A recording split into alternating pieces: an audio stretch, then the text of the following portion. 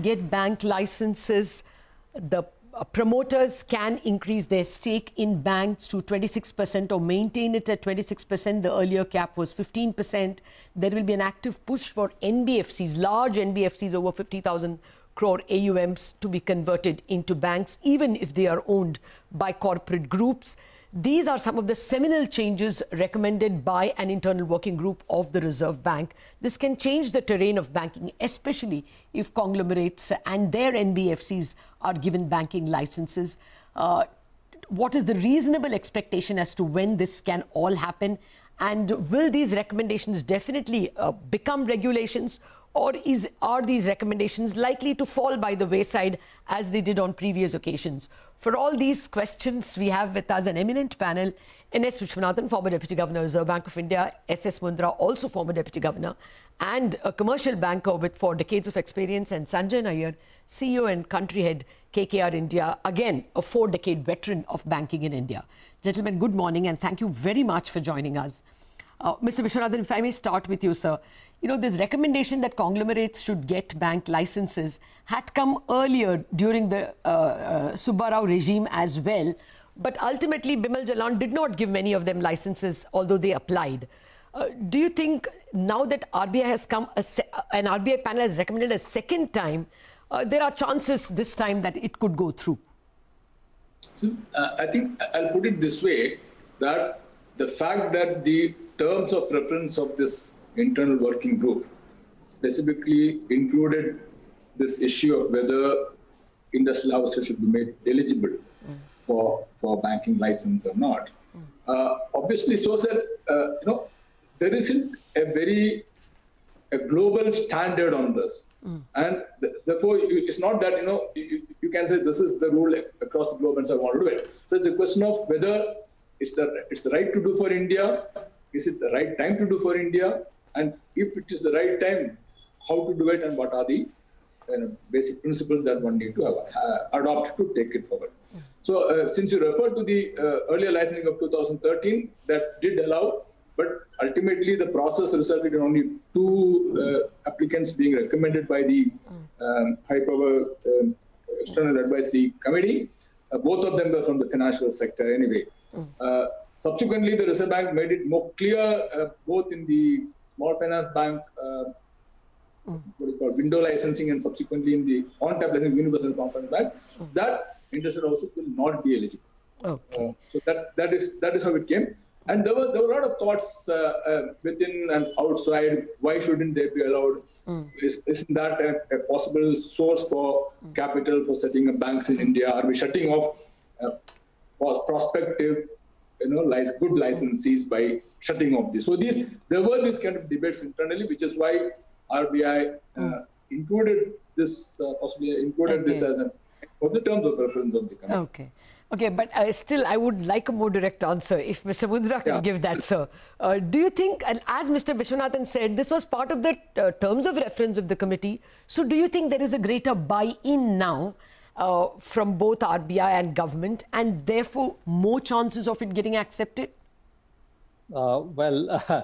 Number one, yes, I think while it was a terms of reference, and obviously if a specific terms of reference is coming, probably in some way it is indicative of a current thinking going on, or some level of acceptance might be possible. It could be like this. But let's understand, it is only an internal working group report. It would need, of course, the consultation is all right, but it will also need buy-in from some of the other agencies and particularly government. So if I look at the way it is worded in the recommendation, I would put it this way: probably it allows a foot in the door, but to my mind, it would be a long way before one can really enter into the room or cross that threshold. Because the requirement is the required amendment in Banking Regulation Act, which would need the action on the part of government.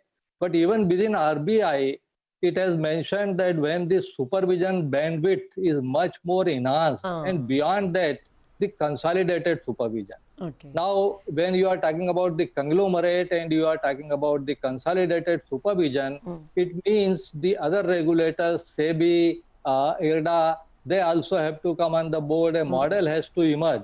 So as I said, maybe it gives an indication that there could be a preparedness provided enabling ecosystem is available. Okay.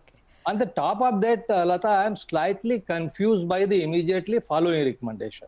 Because in immediately following recommendation, you say that NBFCs plus 50,000, even if owned by the corporate houses, can be considered. Exactly. Now, if they can be considered, then whatever apprehensions are there in the first case, they are equally applicable in the next case also. Okay. So do you mean you need then BR amendment and the consolidated supervision before the NBFCs can also be considered? Absolutely. If that is the case, there was no need to distinguish these as two separate recommendations. So to be frank with you, I am slightly confused on this. And if idea is that you exclude all those NBFCs till those enabling systems are put in place, then I think whatever we are left with would probably again be a difficult, to say. That there would be many eligible candidates. Yeah, so as an opening remark, this is my take. No, I agree with you. So even that confused me, and that would have been my next question to you.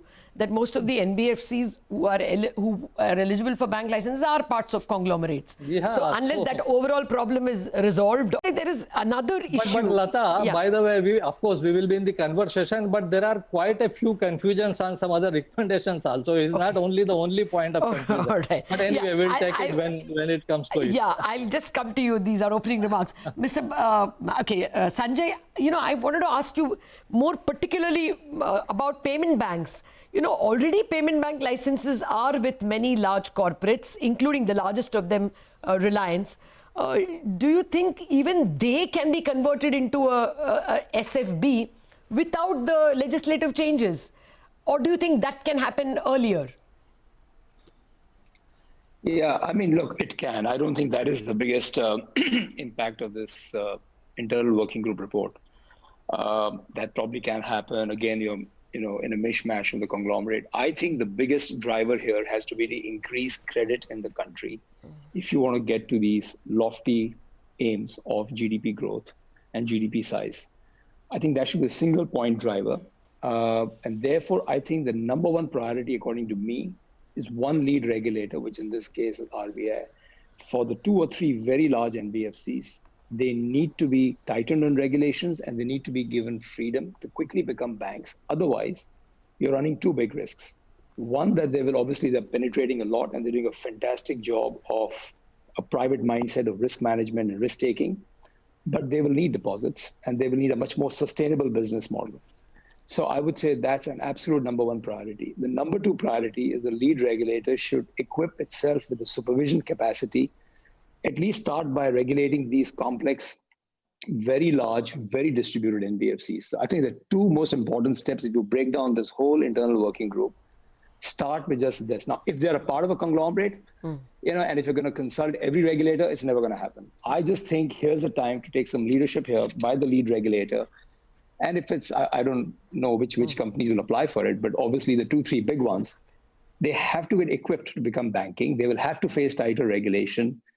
And I think they should continue to grow. You need retail credit growth. I'm a little worried about SME and MSME, but we'll talk of that later. All right. But I think that's it. Simple. From my point of view, if you just cut to the chase, these are the 2 big things you should start with. This is throwing more questions on my plate. Mr. Vishwanathan, I don't know how to sequence this. First, let me ask about supervisory technology to supervise. Do you think that we are on the threshold where we can use big data and a whole host of data available in the public domain to improve RBI's supervision? Are we on the threshold of a seminal improvement in supervision? Yeah, I think I just want to make a comment or two on the earlier question, because in the concept of what Mr. Mundrasan come to this question as well. See, I think I want to make what I said very clear, that there isn't a standard, global standards. Obviously, the RBI wanted to know what are the arguments for and against industrial house being given a license. Because if you look at, there hasn't been 2013, then subsequently RBI said no. Just as except that there are some major jurisdictions which do not allow. Yeah. There are some which are. Okay. There is very. The logic is that you do not want to mingle the commercial business with the banking industry activity. Yes. Okay. Now, the point to note is that the issue is not therefore whether there is a proper argument for continuing the current practice, proper argument for not continuing this current practice. And if you ask me, my personal view on this is that there hasn't been any major argument in the report to say why this current stance has to be changed. Okay. So that is one of the points I want to make. Yeah. And two, I think I fully agree with Mr. Mundra that see, today NBFC is allowed to become bank anyway. That is part of the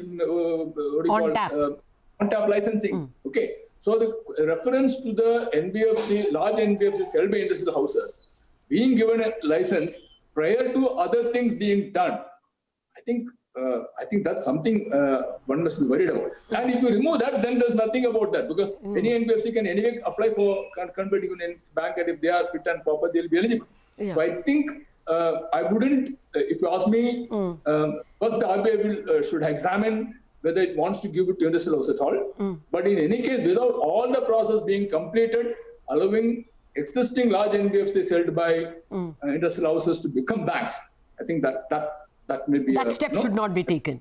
And I think that I don't think it's the right thing to do. Okay. Now coming to the question that you asked, obviously Reserve Bank has today a lot more statistical capabilities, data mining capabilities, data availability with RBI, and therefore this the entire AQR, which of course Mr. Mundra himself championed when he was the DG RBI and supervision, was facilitated because we had more data than we had earlier. yes. Which really data. So I think the way forward in terms of improving the quality of supervision is to have data, big data, have analysis done well before you go, and then validate it or find what is going wrong or right at the bank through the. Okay, what I'm asking is, can it be really, more reasonably foolproof? I think it's never foolproof. But, now the MCA has data. What do we need when we have to give conglomerates licenses or people with commercial interest licenses? We want to know who are the connected entities. And very often you don't know. Do you think we are at a stage where we can get MCA data, ROC, Registrar of Companies data, SEBI's data, exchanges data? Are we able to identify connected entities? I'm not too sure. So we still have, because if you look at, there have been many ways, these some of these regulations have got circumvented. So we must. So when the committee has said the supervisory capability of RBI has to be improved, okay, to the level that it can regulate this, supervise this activity, I think we need to get to what exactly that turns out. Is it just purely a conglomerate? Is it looking at purely the spirit? Is it the letter? Okay, so because you can always have, as I said today, if you look at Section 2020A of the BR Act, it talks about directors.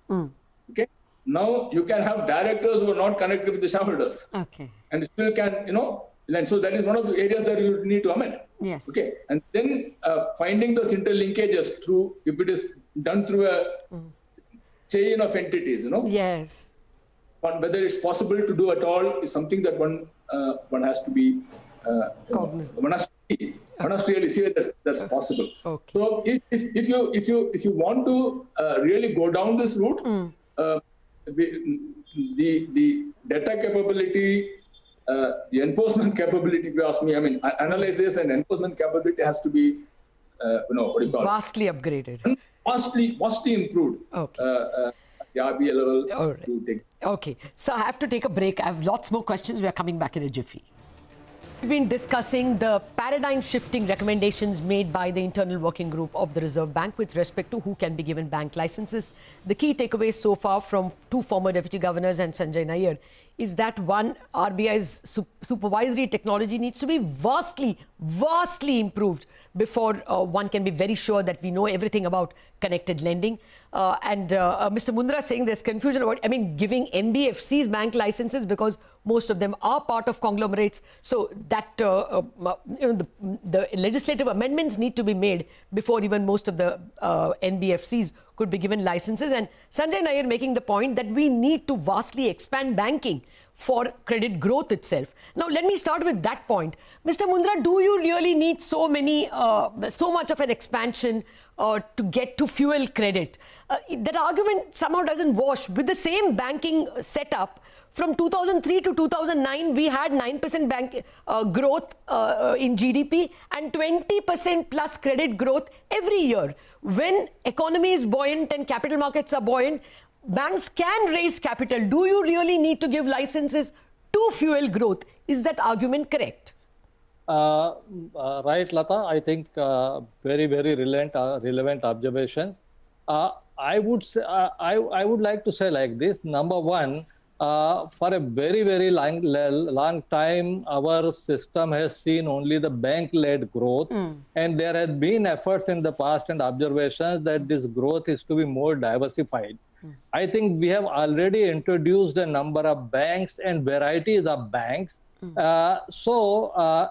the segment for which we are talking about the credit needs to be catered to really needs more market instruments and more developed market rather than bringing it on the bank. Now that leaves the other segment which need to be catered by the bank. And for I think we have introduced the concept of a small finance bank. We have the payment bank. There was some discussion on the payment bank. I would say rather than thinking of only converting everything into SFB, and if our idea is to have the financial inclusion and large penetration of credit, it would be a great idea to allow this payment bank to do something credit. Okay. So there would be another, institution in addition to the universal bank and SFB, and serve the purpose very well. Okay. So I am not fully convinced that we need to unleash a dozen of new banks to bring the growth in this country. We need to do many things other, and probably which are now more relevant and which should be done with the greater urgency. Okay. Actually, I'm asking you all pointed questions. So let me now, since we have the last 7 minutes of the show, give you open questions. Sanjay, your general comments. What should we expect will be the upshot of these recommendations? How will the world look, say, a year down the line or 2 years down the line? Latha, as I said, we don't need a dozen new banks, but the big NBFCs who are doing a very significant amount of credit penetration have got to get a much more legitimate, sustainable platform. Okay, legit is fine, but they've got to be sustainable for growth. So that's number one. Number two, I think corporate houses getting bank licenses, I think we should, according to me at least, deprioritize that because that can happen later. That is a lot more complicated and inherent with lots and lots of conflicts. So we can do that later. Third, I'm somehow not in the camp of giving too many small bank licenses, even if they are too differentiated in nature of a model, because you need scale. You've got to figure out who are the guys who have scale and ambition to grow. They have the ownership pattern that they can make the risk calls, they can take the risk, and they can drive credit growth.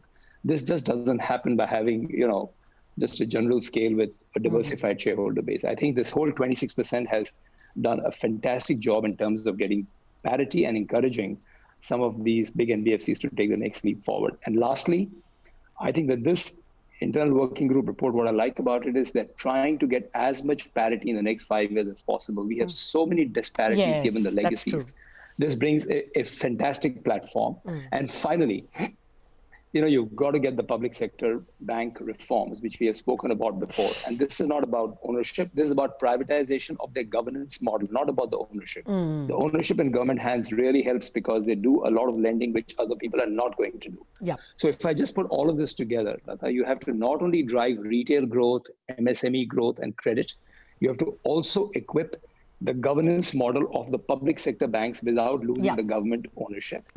Keep the corporate thing a little bit at the background for the time being, maybe do it later. Do not have too many small banks, have big fellows. And I think that's the way forward. Otherwise, you're not going to get the credit growth that you need in this country. And finally, by the way, there's one reform that is still pending, is the whole fintech revolution, which I think should be at a later stage. Oh, yes. Actually, you put all the major themes on the table. And I think this is coming from a private sector banker, that let's put the conglomerate thing a little in the back burner, since a lot of homework has to be done, or rather housekeeping has to be done. Housekeeping, right? That's not what I meant by conglomerate. No, the big NBFCs, they're part of conglomerate, like I said earlier. Yes. Separate and just let's get on with it. Yeah, take a lead regulator role and get on with it. I'm talking of pure corporate houses, which have also been mentioned to get bank license. I would keep that a little bit behind.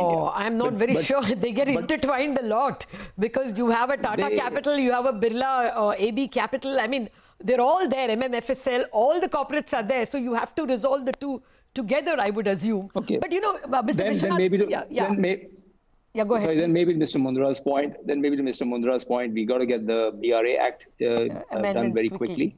But I wouldn't hold back the large NBFCs from converting to banks, because they're doing a really good job and they need to be sustained there.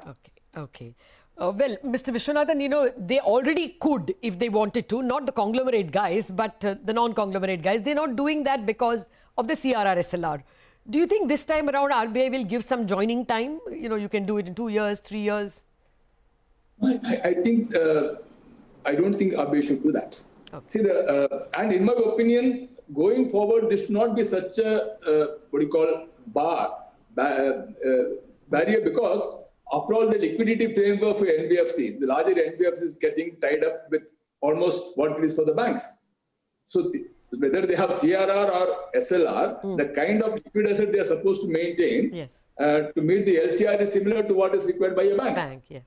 Okay, so to that extent, I don't think, going forward with the liquidity framework getting on par with banks, NBFCs should find that as the major barrier for converting to banks. In terms of last takeaways, I think 3-4 points I want to mention. One of the main reasons for, as I see, for constituting the working group was the different licensing regimes which are continuing. So straighten them up. So I think in terms of simplification, straightening things, removing the kinks, as I would call.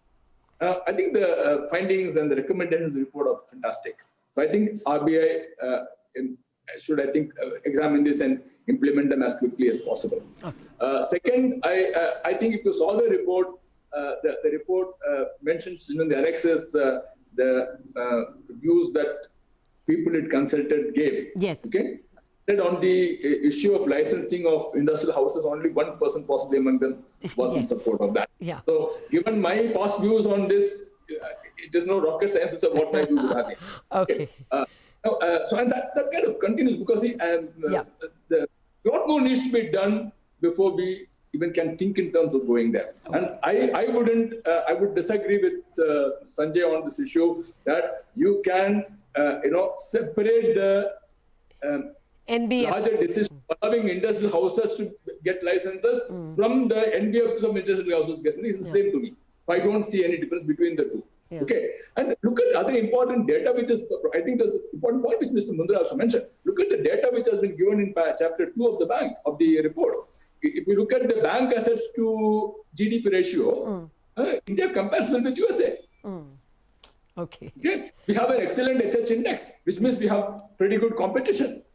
See, well, on the one hand, you would want large bank, you want competition. Earlier, there were barriers in the form of branch opening. You don't have any of those today. So, I mean, what we are saying is that if there is in the past, if there is a person who wanted to get a license, because it was the window he couldn't get, on tap allows them to get that license. So but to say that you 12 banks, 13 banks today, because of which the credit is not expanding, I don't think. And if that is the case, then there shouldn't be any NBFCs.